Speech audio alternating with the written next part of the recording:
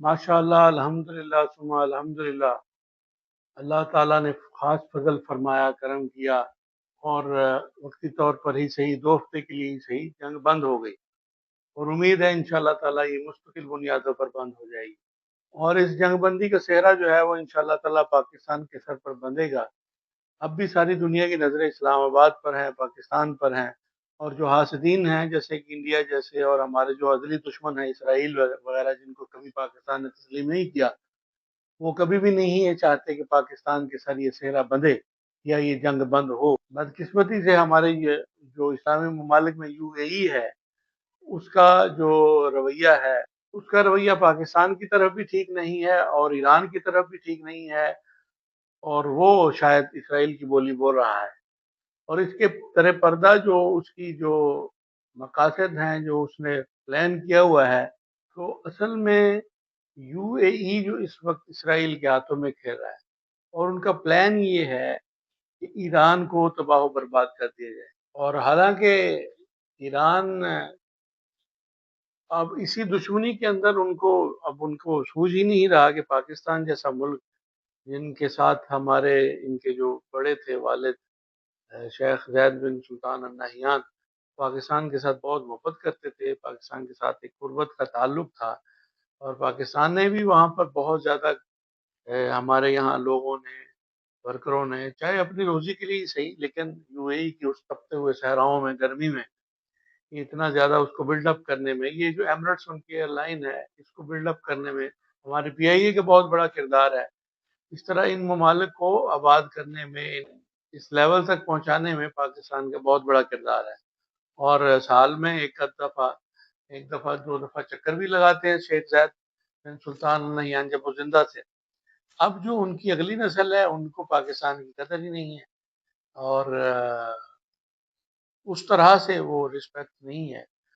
اور ان کو چاہیے یہ کہ بجائے ان جو دشمنوں کو اپنا سہارا بنانے کے، وہ یا امریکہ کو یا اسرائیل کو، ان یہودیوں اور نصرانیوں کو، بجائے اس کے وہ پاکستان کے ساتھ ایسا معاہدہ کرتے ہیں، پاکستان اور مسلمان جو دنیا ہے، اس میں پاکستان، ترکی، انڈونیشیا وغیرہ، جو یا ایران، یہ جو 4 5 اچھے مضبوط ممالک ہیں، انہوں نے ان کو آپس میں ہی لڑائے ہوئے، اور آپس میں بلا سوچے سمجھے ایک دوسرے کی مخالفت کر رہے ہیں، جس کے نتیجے میں ان کو کھل کھیلنے کا موقع مل رہا ہے۔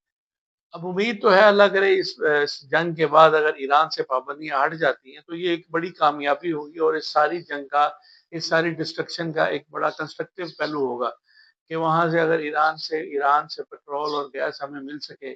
اور وہ باقی دنیا کو بھی بیچ سکے، تو اس کے لیے بھی ایک اچھا اقدام ہوگا، اور جو جتنے اس کے وسائل، جتنے اس کے پیسہ دولت ان ممالک میں فریز کی ہوئی ہے، ان فرسٹ ورلڈ کے ملکوں میں، وہ بھی اگر اس کو واپس مل جائے، اور ان کے ساتھ جو جتنے بھی یہ سارے معاملات ہیں ان میں یہ ساری پابندیاں اٹھ جائیں، تو یہ بھی ایک بڑا اہم اقدام ہوگا۔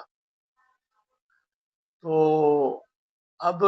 پاکستان کے اسلام آباد پر ساری دنیا سے نمائندے آ رہے ہیں کہ اس کا کیا نتیجہ نکلے گا،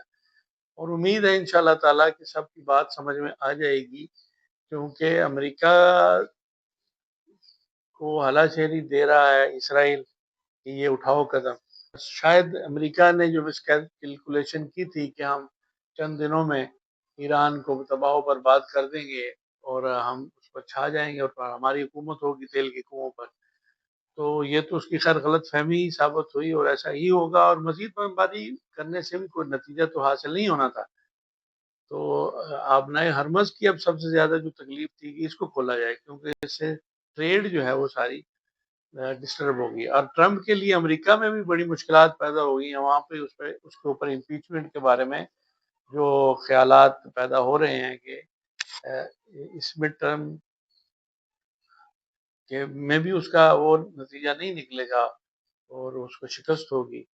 اور پھر اس کے بعد یہ ہے کہ جو امپیچمنٹ کے لیے تو چاہے اکثریت چاہیے، جو کہ فی الحال نہیں ہے، لیکن آوازیں اٹھنا شروع ہو گئی ہیں کہ جس طریقے سے وینزویلا پر اس نے اٹیک کیا ہے، اس کے ایک انڈیپینڈنٹ کنٹری کو، اس طرح ایران پر بلا سوچے سمجھے، بغیر کانگریس کی اجازت لیے، اور اس طرح سے سارا وہ بادشاہ کے طور پر وہ سارا ایکٹ کر رہا ہے۔ اب اس میں انشاءاللہ یہ ہے کہ اللہ کرے یہ سارے معاملات اسلام آباد کے اور پاکستان اور مسلمانوں کے سر سہرا اس کا سج جائے اور کامیابی انشاءاللہ ہو جائے. آپ بھی دعا کریں. اور دشمن تو اور سازشی عناصر تو اپنی جگہ پر کوششیں کر رہے ہیں کہ کامیابی نہ ہو، لیکن انشاءاللہ امید کی جا سکتی ہے کہ اس کا مثبت نتیجہ نکلے گا اور جنگ ہمیشہ کے لیے بند ہو جائے گی اور ایران کے دروازے جو بند کیے گئے ہیں وہ بھی انشاءاللہ کھل جائیں گے.